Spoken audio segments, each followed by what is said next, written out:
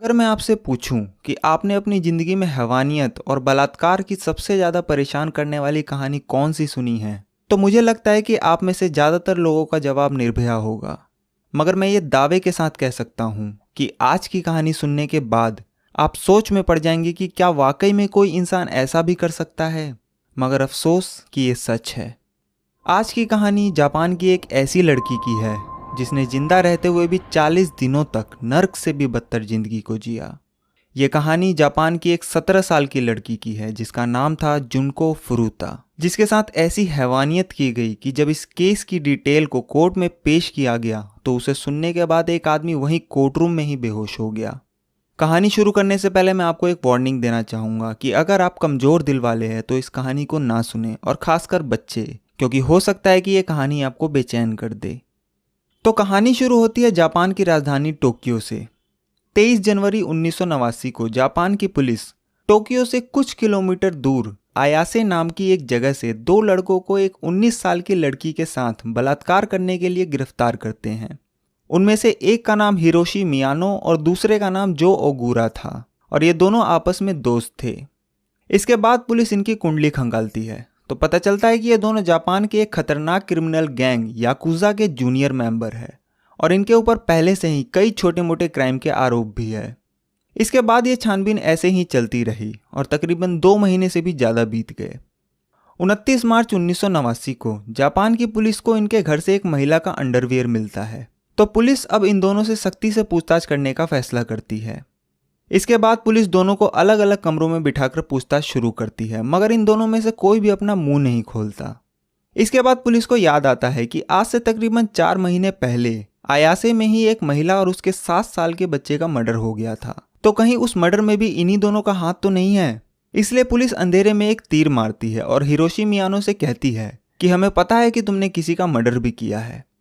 Police की ये बात जैसे ही मियानो ने सुनी वो घबरा गया और उसे लगा कि शायद उसके दोस्त जो ओगुरा ने सब बता दिया है, जो कि दूसरे कमरे में था। पुलिस की ये ट्रिक काम कर गई और थोड़ी ना नुकुर करने के बाद आखिरकार मियानो टूट गया और बोला कि हाँ, उसने एक मर्डर किया है। पुलिस के लिए बहुत बड़ी कामयाबी थी, क्योंकि पूछताछ तो वो एक बलात्कार के बारे में कर रही थी, मगर खुल गया एक मर्डर केस। उसके बाद पुलिस लाश के बारे में पूछती है तो मियानो वो जगह बता देता है जहां लाश को फेंका गया था। फिर पुलिस उसी दिन अपनी टीम के साथ टोक्यो में ही कोटो नाम की जगह पहुंचती है। यह जगह समुद्र के किनारे बसी हुई थी। इसके बाद पुलिस छानबीन शुरू करती है। थोड़ी देर बाद ही पुलिस को एक खाली जगह पर एक बड़ा सा ड्रम मिलता है जो कि सीमेंट और कंक्रीट से भरा हुआ था, और उस ड्रम में से अजीब सी स्मेल आ रही थी। उसके बाद पुलिस एक क्रेन मंगाती है और उस 305 किलोग्राम के ड्रम को उठाकर ले जाती है। फिर जब उस ड्रम में से कंक्रीट को तोड़कर हटाया गया तो उस ड्रम में से एक लड़की की लाश निकली। लाश जो थी वो बुरी तरह सड़ चुकी थी और उसका चेहरा पहचान पाना नामुमकिन था। ऐसा लग रहा था जैसे इसे मरे हुए 2 से 3 महीने बीत चुके हैं। फिर पुलिस उसके फिंगरप्रिंट से उसकी पहचान ढूंढने की कोशिश करती है, और जब लाश की पहचान सामने आती है तो पुलिस भी दंग रह जाती है, क्योंकि वो लाश उस औरत की नहीं थी जिसके बारे में पुलिस ने मियानो से पूछताछ की थी, बल्कि वो लाश जुनको फुरुता की थी। मतलब कि पुलिस को अनजाने में ही एक ट्रिकी सवाल के जरिए जुनको फुरुता के बारे में पता चला। अगर पुलिस अंधेरे में ये तीर नहीं चलाती तो शायद ये केस कभी दुनिया वालों के सामने आता ही नहीं। खैर, इसके बाद पुलिस ने जुनको फुरुता की लाश को पोस्टमार्टम के लिए भेज दिया, और अब इस केस के बारे में हिरोशी मियानो और जो ओगुरा से पूछताछ शुरू की, और फिर उन दोनों ने पूरी कहानी बयां की, और कहानी कुछ इस तरह थी। जुनको फुरुता एक 17 साल की खूबसूरत लड़की जिसका जन्म 18 जनवरी 1971 को जापान के एक शहर मिसातो साइतामा में हुआ था। जुनको शुरू से ही पढ़ने लिखने में काफ़ी होशियार थी, और वहीं मिसातो में ही याशियो मिनामी हाई स्कूल की स्टूडेंट थी। जुनको फुरुता के अंदर शुरू से ही यह था कि पढ़ लिख कर कुछ करना है, इसलिए वो स्कूल में सिर्फ पढ़ाई लिखाई में ही ध्यान देती और पार्टी करने वाले या फिर नशा करने वाले बच्चों से दूर रहती। अपनी क्लास में वो बहुत ब्राइट स्टूडेंट थी, जिसकी वजह से वो उस स्कूल में काफ़ी पॉपुलर थी। अक्टूबर 1988 से जुनको फुरुता स्कूल के बाद एक प्लास्टिक मोल्डिंग फैक्ट्री में पार्ट टाइम जॉब भी करने लगी थी। इसके अलावा एक इलेक्ट्रॉनिक की दुकान में जुनको ने एक फुल टाइम जॉब भी एक्सेप्ट कर ली थी, जिसे वो अगले साल अप्रैल में अपनी ग्रेजुएशन कंप्लीट करने के बाद करने वाली थी। मगर उसकी यही सब खूबियां उसकी दुश्मन बन गई। जिस स्कूल में जुनको पढ़ती थी उसी स्कूल में हिरोशी मियानो भी पढ़ता था, और वो मन ही मन जुनको फुरुता को चाहने लगा। एक दिन मियानो ने जुनको को डेट पर चलने के लिए प्रपोज किया, मगर जुनको को पता था कि मियानो किस टाइप का लड़का है, इसलिए उसने मियानो के इस प्रपोजल को साफ मना कर दिया। जुनको के इस इनकार की वजह से मियानो को बहुत गुस्सा आया, क्योंकि उसे ना सुनने की आदत नहीं थी। स्कूल के सभी लोग ये जानते थे कि मियानो जो है वो याकुजा गैंग का मेंबर है, इसलिए सभी उससे डरते थे और घबराते थे, और कोई भी उसकी किसी भी बात को कभी मना नहीं करता था। मगर जुनको के इस इनकार ने उसके अंदर एक गुस्सा भर दिया और ये बात उसके दिल में बैठ गई। इसलिए उसने जुनको से बदला लेने की ठान ली, मगर उसे कोई मौका नहीं मिल रहा था। 25 नवंबर 1988 की एक शाम हिरोशी मियानो अपने एक दोस्त नोबुहारो मिनाटो के साथ मोपेड पर मिसातो साइटामा में घूम रहा था, और उनका यही काम था कि अकेले में कोई मिले तो उसे डरा धमका के उसे पैसे लूटना, या फिर कोई अकेली लड़की मिले तो उसका फायदा उठाना। वो दोनों अपने इसी शिकार की तलाश में इधर उधर घूम रहे थे। रात तकरीबन 8:30 बजे जुनको फुरुता अपना पार्ट टाइम जॉब करके साइकिल से वापस अपने घर जा रही थी, और इत्तेफाक से मियानो अपने दोस्त के साथ मोपेड पर उसी इलाके में घूम रहा था जहां से जुनको अक्सर गुजरा करती थी। मियानो की नज़र जुनको पर पड़ जाती है, और वो जिस मौके की तलाश में था वो उसे मिल जाता है। इसके बाद मियानो के कहने पर उसका दोस्त नोबुहारो मिनातो भागकर जुनको के पास जाता है और उसे धक्का देकर साइकिल से गिरा देता है और वहां से भाग जाता है। पीछे से मियानो उसकी मदद करने के बहाने उसके पास पहुंचता है और ऐसे दिखाता है जैसे उसे कुछ पता ही ना हो। फिर वो जुनको से कहता है कि रात का वक्त है और हो सकता है कि वो दोबारा भी तुम पर हमला करने की कोशिश करे, इसलिए चलो मैं तुम्हें तुम्हारे घर तक छोड़ देता हूं। क्योंकि जुनको मियानो को जानती थी और वो दोनों एक ही स्कूल में पढ़ते थे, इसलिए जुनको उस पर भरोसा कर लेती है और उसके साथ चल देती है। थोड़ी दूर जाने के बाद मियानो उसे एक खाली गोदाम में ले जाता है। वहां पहुंचने के बाद वो जुनको को अपनी असलियत बताता है और कहता है कि जिसने तुम्हें साइकिल से धक्का दिया वो मेरा ही दोस्त था और हम दोनों याकुजा गैंग के मेंबर हैं।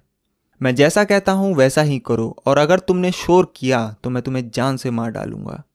मियानो की ये बात सुनकर जुनको बहुत डर जाती है। इसके बाद वो जुनको के साथ बलात्कार करता है।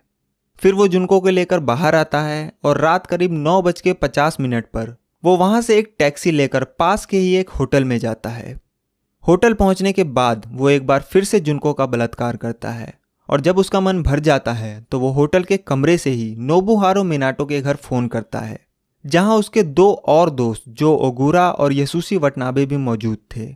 और फिर जो उसने जुनको के साथ किया उसे बड़े ही शान से बताता है।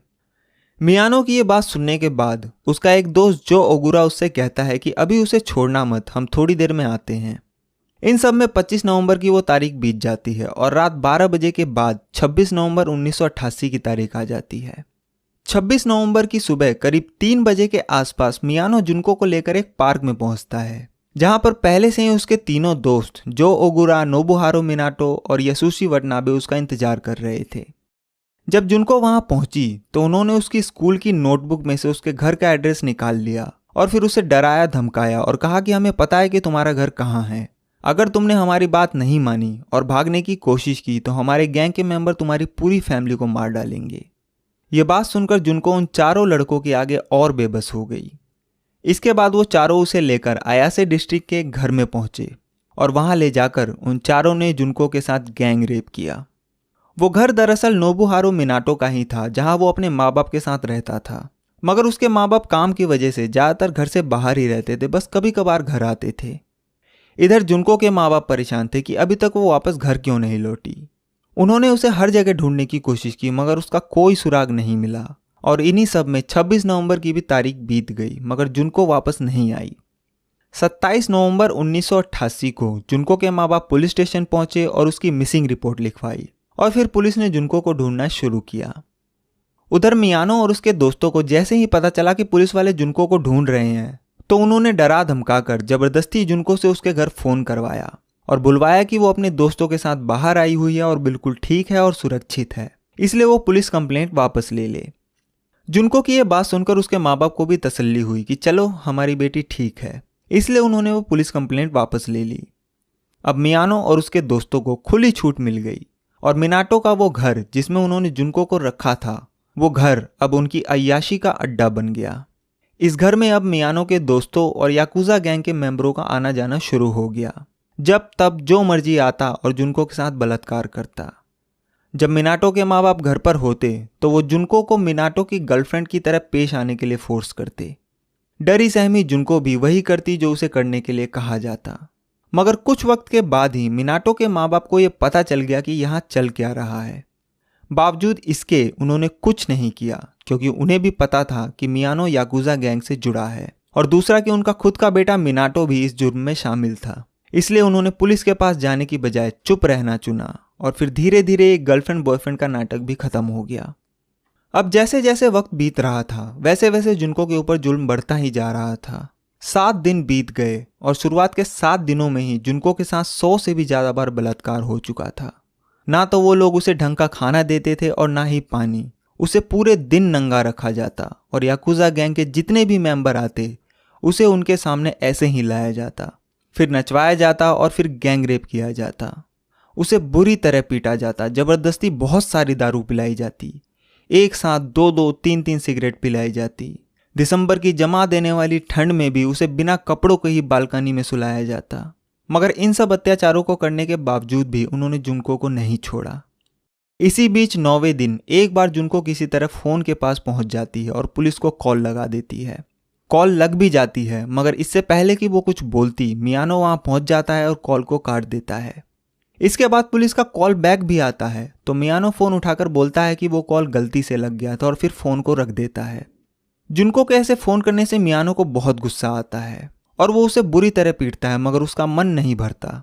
तो वो सिगरेट जलाने वाले लाइटर का तेल उसके पैरों पर डालता है और थोड़ा थोड़ा करके उसके पैरों को जला देता है ताकि वो वहीं रहे और वहां से भागने की कोशिश ना करे।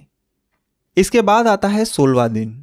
16वें दिन मिनाटो के घर पर 2 लड़के आते हैं, वो भी जुनको का रेप करते हैं। मगर उनमें से एक लड़का वहां से जाने के बाद ये बात अपने भाई को बता देता है और उसका भाई ये बात अपने माँ बाप को बता देता है। जब उसके माँ बाप ये बात सुनते हैं तो वो इसकी कंप्लेंट पुलिस में कर देते हैं। उनकी इस कंप्लेंट पर 2 पुलिस वाले मिनाटो के घर के दरवाजे तक पहुंच जाते हैं, पर इत्तेफाक से उस दिन मिनाटो के माँ बाप वहीं मौजूद थे और जब पुलिस इस बारे में पूछताछ करती है तो वो साफ मना कर देते हैं और कहते हैं कि यहाँ ऐसी कोई लड़की नहीं है। उनकी ये बात सुनकर पुलिस वालों को भी तसल्ली हो जाती है और वो वहाँ से चले जाते हैं। अगर उस दिन पुलिस वालों ने मिनाटो के माँ बाप की नहीं सुनी होती और घर की तलाशी ले ली होती तो शायद उस दिन जुनको फुरुता के ऊपर हो रहे जुल्मों का अंत हो जाता, मगर अफसोस कि ऐसा हुआ नहीं। ये सारी चीज़ें होती रही, दिन बीतता रहा, मगर जुनको के ऊपर हो रहे जुल्म कम नहीं हुए। एक एक दिन में उसके साथ कई कई बार बलात्कार किया जाता। कभी कभी तो उसके साथ एक दिन में ही 12 अलग अलग लोग बलात्कार करते। पूरे दिन उसे पीटा जाता। वो जुनको के दोनों हाथ बांधकर ऊपर छत से बांध देते और उसके शरीर पर पंचिंग बैग की तरह घूंसे बरसाते और तब तक मारते जब तक कि उसके मुंह से खून नहीं आ जाता, जिसकी वजह से जुनको के नाक में इतना खून जम गया था कि वो नाक से सांस तक नहीं ले पा रही थी और मुंह से सांस लेती थी। वो चारों सिगरेट पीने के बाद जुनको के शरीर और उसके प्राइवेट पार्ट से रगड़कर अपनी सिगरेट बुझाते। वो मोमबत्ती जलाकर उसकी गर्म मोम जुनको के पूरे शरीर पर गिराते और तब तक गिराते जब तक मोमबत्ती की आखिरी बूंद उसके शरीर पर नहीं गिर जाती। उन्होंने लाइटर से जुनको की आंखों की पलकों तक को जला दिया था। उसे जबरदस्ती कॉकरोच खिलाया जाता, उसे उसी का खुद का पेशाब पीने के लिए मजबूर किया जाता। इसके अलावा उन्होंने जुनको के लेफ्ट ब्रेस्ट के कुछ पार्ट को भी काट दिया था। उसके पूरे बदन पर सुई चुभाई जाती, मगर इसके बाद भी उनका वहशीपन कम नहीं हुआ और वो जुनको के प्राइवेट पार्ट में कभी लोहे की रॉड घुसाते, कभी बोतल घुसाते तो कभी कैंची। एक बार तो उन्होंने उसके प्राइवेट पार्ट में जलता हुआ गर्म बल्ब तक घुसा दिया। मतलब कोई इंसान ऐसी हवानियत कैसे कर सकता है? ऐसा सोचकर ही पूरे शरीर में सिहरन पैदा हो जाती है। पता नहीं जुनको ने यह सब कैसे सहा होगा। मुझे तो लगता है कि वो इंसान कहलाने लायक ही नहीं थे। शायद ही जुनको के जिस्म का कोई ऐसा हिस्सा होगा जो जख्मी ना हुआ हो। 30वां दिन आते आते जुनको की हालत ऐसी हो गई थी कि उसे बाथरूम जाने के लिए भी जमीन पर रेंग कर जाना पड़ता था, जिसमें कभी कभी तो 1-1 घंटा लग जाता था। अब तक करीब 100 लोग अलग अलग वक्त में 400 से भी ज़्यादा बार उसका बलात्कार कर चुके थे। लगातार टॉर्चर की वजह से जुनको के ब्लैडर ने भी कंट्रोल खो दिया था, इसलिए कई बार उसके बाथरूम में पहुंचने से पहले ही उसका पेशाब निकल जाता। उसके शरीर ने खाना पचाना तक बंद कर दिया था। अगर वो पानी भी पीती तो उल्टी कर देती और इसके लिए भी उसे पीटा जाता कि उसने उल्टी क्यों की। कई बार जुनको ने उनसे अपनी मौत की भीख तक मांगी, मगर उन दरिंदों ने उसे मौत भी नहीं दी। वक्त बीतने के साथ साथ जुनको के शरीर पर जो जख्म थे उनमें पस बनने लगा और उसके शरीर से बदबू आने लगी, जिसकी वजह से उन चारों का इंटरेस्ट उससे हटने लगा। मगर उन्हें अपनी हवस मिटाने के लिए कोई ना कोई तो चाहिए था। तो वो चारों 27 दिसंबर 1988 की रात जुनको को मिनाटो के घर में ही छोड़कर बाहर निकलते हैं और रात करीब 2:30 बजे के आसपास एक 19 साल की लड़की का किडनैप कर उसे चाकू से डरा धमकाकर होटल ले जाते हैं। फिर उसके साथ भी गैंग रेप करते हैं और जब उनका मन भर जाता है तो वो उसे छोड़ देते हैं। और ये वही लड़की थी जिसका रेप करने के इल्जाम में बाद में मियानो और उसके एक दोस्त को पकड़ा गया था, जिसके बारे में मैंने आपको शुरू में बताया था। खैर, इसके बाद 1988 का वो साल बीत जाता है और 1989 का नया साल आ जाता है। मियानो और उसके दोस्त नया साल मना रहे थे और इधर जुनको अपनी मौत का इंतजार कर रही थी। 4 जनवरी 1989 को मियानो महाजोंग सॉलिटेयर के एक गेम में बहुत सारे पैसे हार जाता है, जिसकी वजह से वो बहुत गुस्से में था। उसके बाद वो मिनाटो के घर पहुंचता है और अपनी इस हार का गुस्सा वो जुनको पर उतारने लगता है और उसे बुरी तरह पीटने लगता है। उसके बाद वो सभी मिलकर एक बार फिर से जुनको के ऊपर लात और घूंसे बरसा रहे थे। जुनको का पूरा चेहरा सूजा पड़ा था, फिर भी वो दरिंदे उसके चेहरे पर मोमबत्ती की गर्म मोम गिरा रहे थे। उसके बाद जुनको को सीधा जमीन पर लिटा दिया गया और जो लोहे का डंबल होता है उसे ऊपर से सीधा कभी उसके पेट पर, कभी पैर पर, तो कभी हाथों पर गिराने लगे।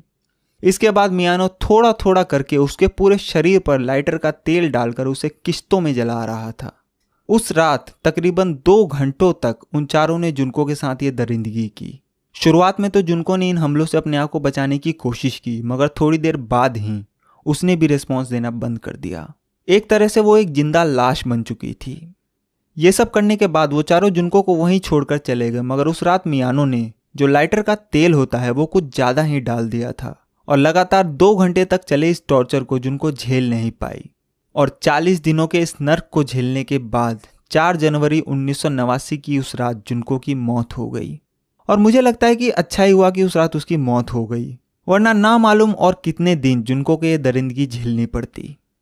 अगले दिन जब वो चारों दरिंदे याकुजा गैंग के साथ घूम रहे थे तो मिनाटो का भाई जो घर पर ही था और उसे भी जुनको के बारे में सब पता था, उसने कॉल करके उन चारों को बताया कि जुनको कल से ऐसे ही पड़ी हुई है और लगता है कि शायद वो मर गई।